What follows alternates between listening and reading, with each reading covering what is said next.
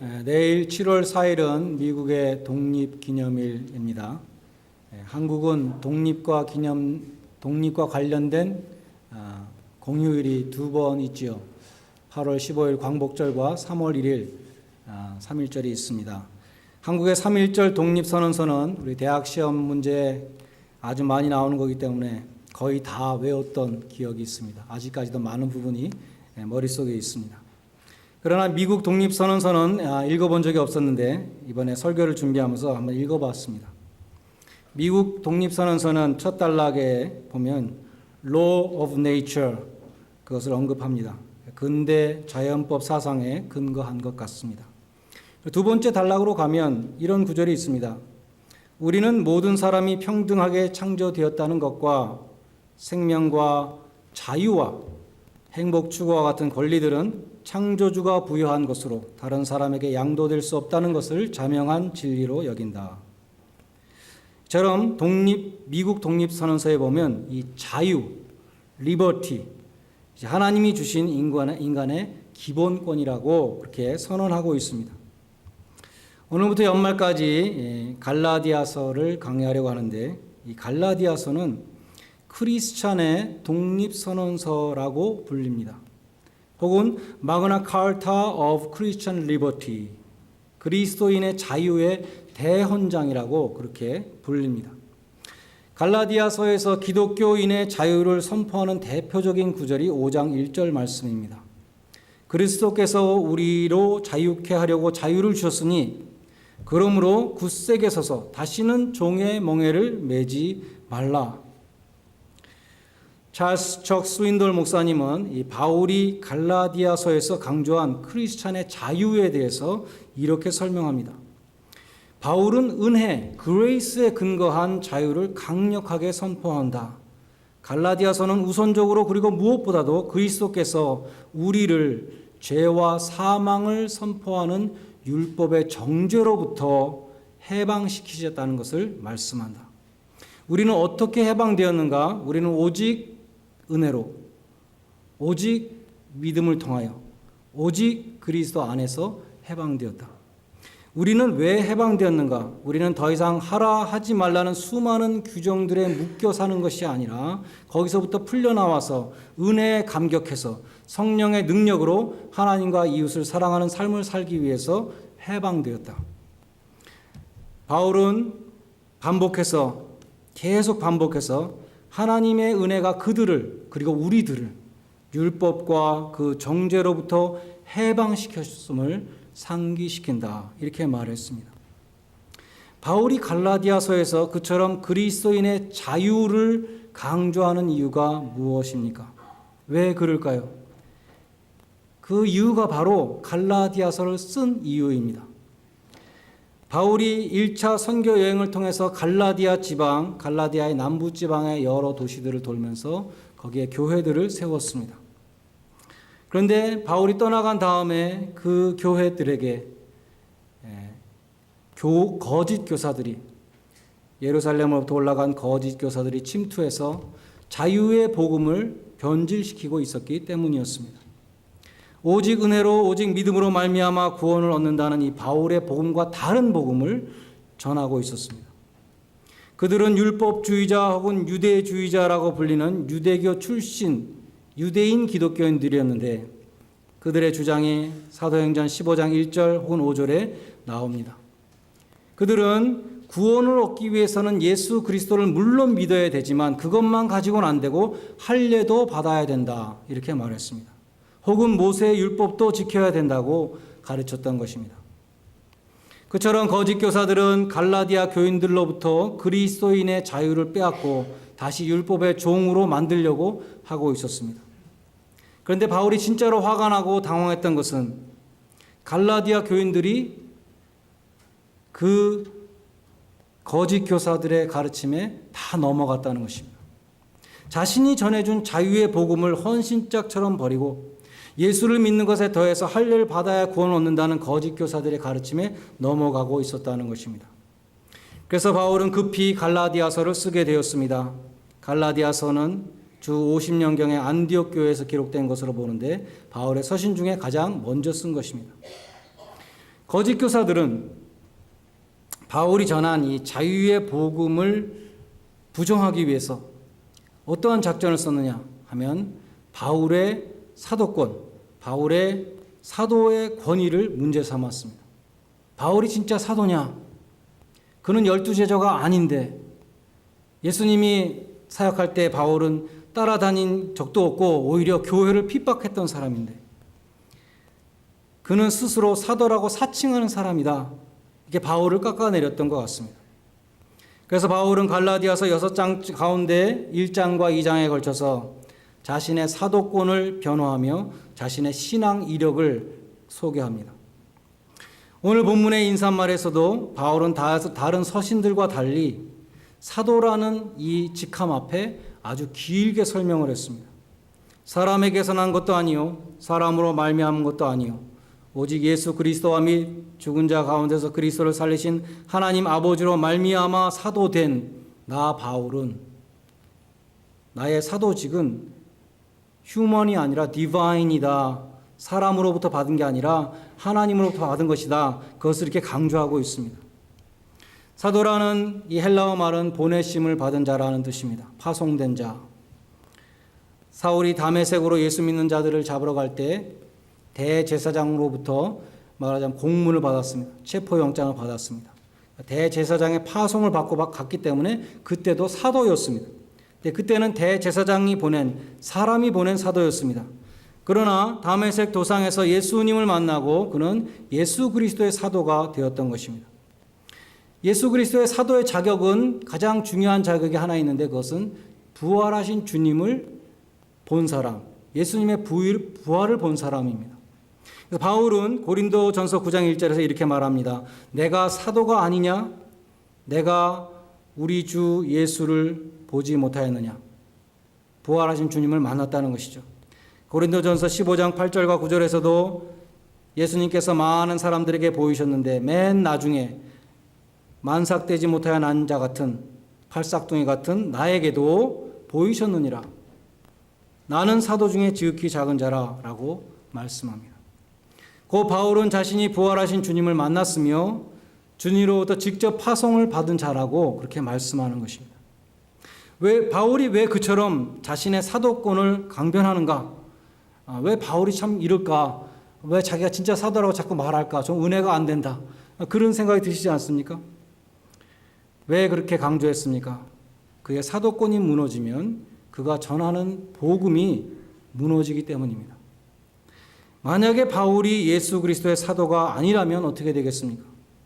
바울이 전한 이 복음 의심받게 되고 사람들이 또 믿지 않고 나가서 거부할 수 있는 것입니다. 사도로서 복음을 전한다는 것은 자기를 보내신 그리스도의 권위로 메시지를 전하는 것입니다.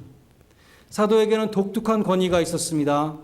부활의 증인으로서 복음을 전하라는 파송을 주님으로부터 받고 직접 전한 사람들이었고 그들이 쓴 글들은 성경이 되었던 것입니다. 거짓 교사들은 아마도 이렇게 말했을 것입니다. 바울은 이방인들이 모세율법을 안 지켜도 구원 얻는다고 말하는데 이것은 인기 전술이다. 쉽게 구원 얻는다고 복음을 값싸게 파는 것이다. 구원 얻는 게 그렇게 쉬운 줄 아냐? 예수도 물론 믿어야 되지만 율법도 지켜야 되는 거야. 그렇게 말하면서 바울은 엉터리 사도야. 그러니까 그런 말 하는 거야. 이런 식으로 말했을 것입니다. 바울이 사도가 아니라면 그가 전하는 자유의 복음도 빛을 잃게 되는 것이었습니다. 그래서 바울은 자신의 사도직은 사람에게 받은 것이 아니라 하나님이 주신 것이다 라고 이렇게 누누이 강조하게 되었던 것입니다. 오늘날도 사단은 메신저를 공격하면 메시지를 파괴할 수 있다는 것을 잘 알고 있습니다.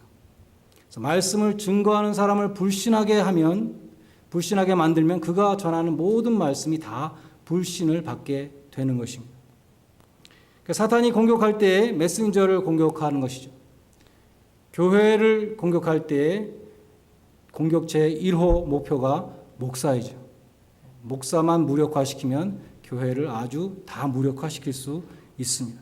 목사를 넘어뜨리면 교회를 가장 효과적으로 파괴할 수 있습니다. 그러므로 여러분이 교회를 위해서 기도하실 때 우리 교회를 보호해 주십시오. 기도할 때 무엇보다도 목사를 위해서 기도하셔야 하는 것입니다. 목사를 위해서 기도하는 것은 여러분 자신의 영적인 유익을 위한 것입니다. 메신저가 흔들리면 그가 전하는 메시지가 힘을 잃게 되고 모든 교인들의 믿음 생활이 손해를 보게 되는 것입니다. 그래서 장로들이 해야 되는 일은 무엇인가? 목사가 다른 것을 신경 쓰지 않고 말씀을 잘 전할 수 있도록 보좌하는 것입니다. 사도행전에 보면 집사의 직분이 왜 생겼는가? 사도들이 다른 것 신경 쓰지 않고 말씀 전하는 일과 기도에 전무하도록 집사라는 직분이 생기게 되었습니다. 그런데 불행히도 목사에 대한 비판이 많다 보니까 제가 전에 지구촌 교회 주보에 실린 이런 글을 인터넷에서 보았습니다. 이런 글이 있었습니다. 목사가 뚱뚱하면 욕심이 많게 생겼다고 하고 목사가 빼빼 마르면 은혜가 없다고 한다. 은혜가 없게 생겼다고 비판한다. 목사가 눈이 크면 겁이 많게 생겼다고 하고 눈이 작으면 독하겠다고 비판한다. 목사가 나이가 어리면 경험이 없다고 하고 나이가 많으면 구닥다리라고 비판한다. 목사가 원고 설교하면 답답하다고 하고 원고 없이 설교하면 준비가 없다고 한다. 가난한 교인을 신방하면 인심 얻으려고 쇼한다 그러고 부자 교인을 신방하면 있는 사람들만 편애한다고 비판한다. 성경의 예화를 사용하면 비성경적이라고 하고 예화를 안 쓰면 지루하다고 비판한다. 죄에 대해 설교하면 사랑이 없다고 하고 죄에 대해서 언급을 안 하면 정의감이 없다고 비판한다. 외부 집회에 자주 나가면 본교회를 소홀히 한다고 하고 본교회를 충실히 지키면 오죽 못났으면 부른 데가 없냐고 한다. 목사가 좋은 옷 입고 좋은 차 타면 사치하다고 하고 안 그러면 교회 위신을 떨어뜨린다고 비판한다. 신방 자주 가면 설교 준비 안 한다고 하고 신방을 안 가면 게으르다고 비판한다. 목사가 소신껏 목회하면 독재한다고 하고 민주적으로 하면 주관이 없다고 비판한다. 이 사단의 공격은 바울을 향했습니다. 오늘날로 말하면 바울이 진짜 목사냐? 그런 공격을 받은 것입니다. 바울은 스스로 자신의 사도적인 권위를 옹호할 필요를 느꼈습니다. 자신이 전하는 그 영광스러운 복음이 빛을 잃지 않도록 하기 위함이었습니다. 그래서 바울은 자신에 대해서 옹호하고 또 두 번째는 자신이 전하는 이 복음도 하나님으로부터 받은 것이다. 내가 다른 사람한테 배운 것이 아니다. 이것을 1장과 2장에 걸쳐서 계속해서 말씀하고 있습니다. 바울은 오늘 본문 인사말 속에서도 간략하게 은혜의 복음에 대해서 한 절로 요약해서 말씀했습니다. 4절에 보면 그리스도께서 하나님 아버지의 뜻을 따라 이 악한 세대에서 우리를 건지시려고 우리 죄를 위하여 자기 몸을 들이셨다. 이렇게 말씀합니다. 여기 우리의 죄를 위하여 for our sins라는 이 구절은 그리스도의 죽음이 대속의 희생이었다. 대신 당하신 죽음이었다는 것을 말씀합니다. 마틴 루터는 이 4절 말씀이 모든 형태의 자기의 self-righteousness에 대한 하늘로부터의 천둥 번개라고 그렇게 표현했습니다. 그리스도가 내 죄를 위해서 죽으셨다는 것을 정말 깨달은다면 용서받을 수 없는 나의 죄를 위해서 주님이 죽으셨다는 것을 정말로 깨닫는다면 나의 행위, 나의 공로, 내가 하나님 앞에 의롭다고 자부하는 그러한 모든 자기의와 자만을 버릴 수밖에 없다는 것입니다. 우리 죄를 위해 죽으셨다는 것은 죄인을 위해서 죽으셨다는 것입니다. 베드로전서 3장 18절은 그리스도께서 한 번 죄를 위하여 죽으사 의인으로서 불의한 자를 대신하셨다는 말을 쓰고 있습니다. 죄사함의 복음을 받아들이려면 먼저 자신이 죄인인 것을 깨달아야 합니다. 예수님을 영접케 하는 간단한 기도가 있죠. 영접 기도의 제일 첫 문장은 I am a sinner입니다. 나는 죄인입니다. 예수님의 십자가 좌우에 두 강도가 달렸습니다. 한 강도는 예수님을 조롱했습니다. 당신이 메시아라면서 당신이 그리스도라면 우리들을 한번 구원해 보라. 이렇게 조롱했습니다. 그러나 다른 오른편 강도는 말했습니다. 우리는 우리 죄 때문에 지금 벌을 받고 있는 거지만 저 사람은 잘못한 것이 없다. 예수여 당신의 나라 임하실 때 나를 기억해 주십시오. 그 강도는 자신의 죄를 깨닫고 예수님께 구원을 간청했습니다. 그는 구원을 받았습니다. 내가 진실로 내게 이르노니 오늘 내가 나와 함께 낙원에 있으리라. 죄의 값은 사망인데 예수님이 그 죄의 값을 나를 위해서 치르셨다는 것입니다. 그렇기 때문에 나는 죄인입니다라고 고백하는 사람, 나를 불쌍히 여기소서라고 고백하는 사람, 내가 예수님의 십자가의 속죄의 피를 믿습니다라고 고백하는 그 사람은 아무런 공로가 없다 할지라도, 죽기 직전에 강도를 할지라도 그 말 한마디 가지고 구원을 얻는 것입니다. 그것이 은혜의 복음입니다.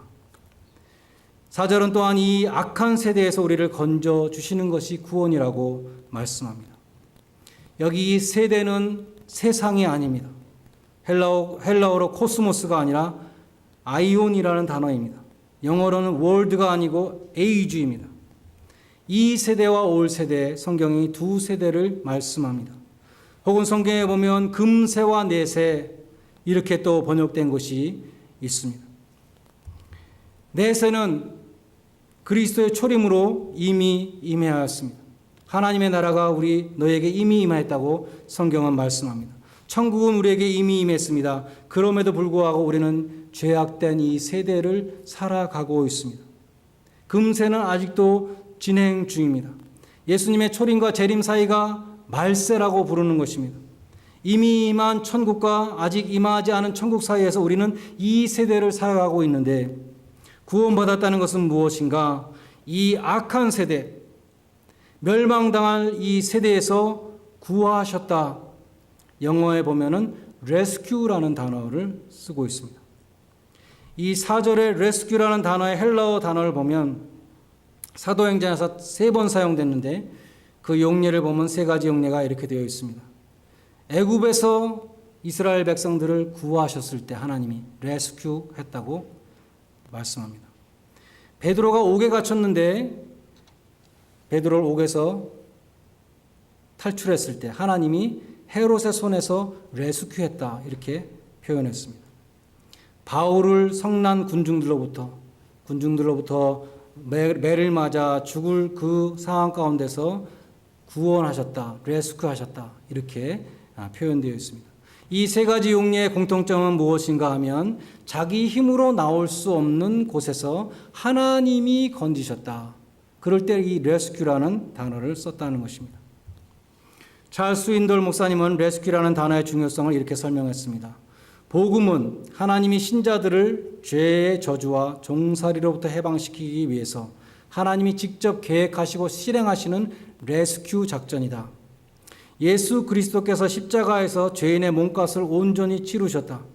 예수 그리스도는 우리의 죄를 위해 죽으시고 죽은 자 가운데서 살아나셨다. 이것이 단순한 복음의 핵심이다. 하나님께서 그 아들 예수 그리스도가 십자가에서 완성하신 그 사역을 통해서 구원을 베푸시는데, 누구든지 단순한 믿음으로 그리스도께서 내 죄를 위해 죽으셨으며 죽은 자 가운데서 살아나셨다는 것을 믿기만 하면 하나님은 그 사람을 의롭다고 하시고 이 죄악된 세상에서 레스큐 하신다. 믿음으로 의롭다함을 받는다는 이 교리는 죄인이 계속해서 죄를 짓고 있음에도 불구하고 의롭다고 선언하시는 것이다. 죄인이 의롭다함을 받는 그 순간에 그의 이름이 천국의 시민으로 등록이 되며 결코 지워지지 않는다 라고 말했습니다. 이 놀라운 구원의 복음을 듣고 구원받은 사람은 하나님을 찬송하지 않을 수 없습니다. 4절에서 복음을 설명하고 바로 5절에 보면 영광이 하나님께 세세 무궁토록 있을지어다 아멘 하고 찬양했습니다. 여러분도 날마다 이 구원의 감격 가운데, 십자가의 은혜 가운데 하나님의 영광의 찬송을 돌려드리는 그러한 마음으로 살아가시기를 바랍니다. 어메이징 그레이스, 나 같은 죄인을 살리신이라는 찬송가를 지은 이 존 뉴턴이 유명한 말을 남겼습니다.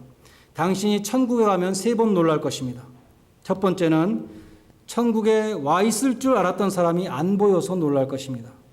두 번째는 천국에 절대 갈 수 없다고 생각했던 그 사람이 천국에 있는 것을 보고 놀랄 것입니다.